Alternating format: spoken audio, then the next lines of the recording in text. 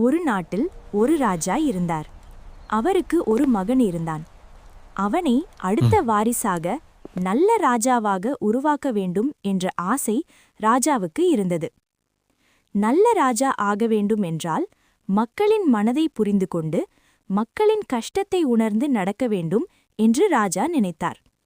அதற்காக அருகிலிருந்த காட்டில் வாழ்ந்த மிகுந்த ஞானம் பெற்ற ஒரு துறவியிடம் தன் மகனை ஒப்படைக்க முடிவு செய்தார். ராஜா துறவியிடம், எவ்வளவு நாட்களானாலும் பரவாயில்லை, என் மகனை நல்ல பண்புடன் நல்ல ராஜாவாக உருவாக்கி எனக்கு திரும்பக் கொடுங்கள் என்று வேண்டிக் கேட்டார். துறவி அந்த பையனை ஏற்றுக்கொண்டார். அவனுக்கு ஓடுதல், நீந்துதல், குதிரை ஏறுதல், யானை ஏறுதல், மூச்சை அடக்குதல், மூச்சை விடுதல் போன்ற பல பயிற்சிகளை கற்றுக் கொடுத்தார். சில காலம் கழித்து அந்த இளவரசன் எல்லா பயிற்சிகளையும் நன்றாக கற்றுக்கொண்டான்.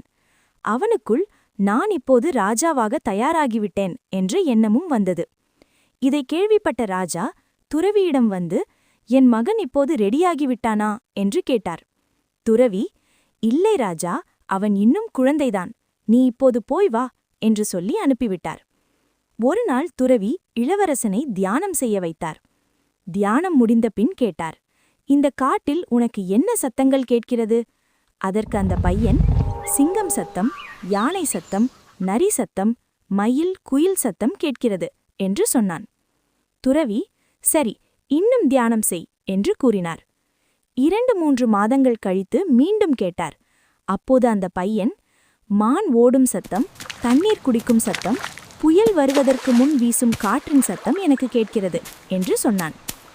இன்னும் சில காலம் கழித்து அவன் மிகவும் ஆழ்ந்த தியானத்தில் இருந்தான். மீண்டும் துறவி கேட்டபோது அந்த இளவரசன், காலனில் புல் விரியும் சத்தம், புல்லின் மீது பனித்துளி விழும் உணர்வு, பூ மொட்டாகி மலர்வது போன்ற நுணுக்கமான விஷயங்களை கூட நான் உணர முடிகிறது என்று சொன்னான்.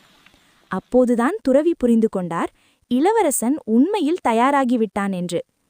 துறவி ராஜாவை அழைத்து, உங்கள் மகன் இப்போது முழுமையாக ரெடி, இப்போது கூட்டிச் செல்லலாம் என்று சொன்னார். ராஜா கேட்டார், அவனுக்கு குதிரை, யானை, வாள் சண்டை, கம்பு சண்டை எல்லாம் தெரியும் தானே?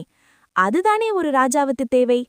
அதற்கு துறவி சொன்னார், அவையெல்லாம் முக்கியம்தான், ஆனால் அதைவிட முக்கியமானது சிறிய விஷயங்களையும் உணரக்கூடிய மனம், மக்களின் சிறு கஷ்டங்களையும் புரிந்து கொள்ளும் திறன். அவன் அந்த நுணுக்கங்களை உணர்ந்தால்தான் மக்களின் பிரச்சினைகளை புரிந்து சரியான தீர்வு கொடுக்க முடியும் என்று துறவி விளக்கியார். இறுதியில் துறவி, இவன் ஒரு நல்ல ராஜாவாக மாறுவான் என்று சொல்லி இளவரசனை ராஜாவுடன் அனுப்பினார்.